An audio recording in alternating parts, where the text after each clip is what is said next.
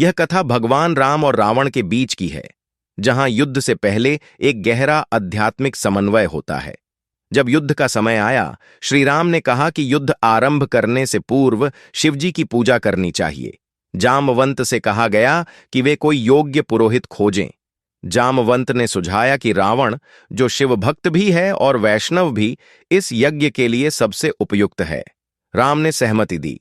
जामवंत रावण के महल पहुंचे। रावण ने उनका आदरपूर्वक स्वागत किया। जामवंत ने प्रस्ताव रखा कि दो यजमान, राम और लक्ष्मण, युद्धपूर्वक यज्ञ करना चाहते हैं। क्या रावण उनका पुरोहित बनेंगे? रावण ने पहले यह पुष्टि की कि यजमान वहीं अयोध्या के राजकुमार हैं।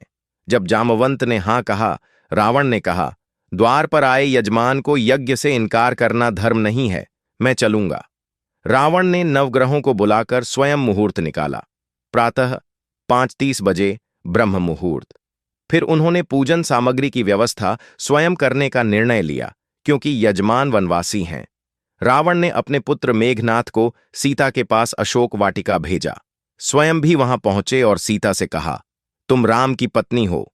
यज्ञ तभी पूर्ण होगा जब तुम उनके पार्श्व में बैठोगी।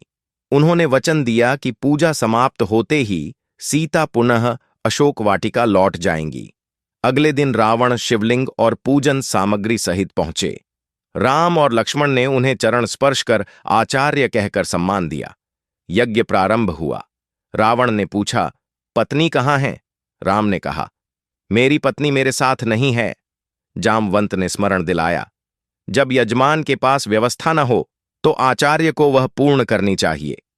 रावण ने सीता को यज्ञ में पार्श्व में बैठाया और पूजन पूर्ण कराया।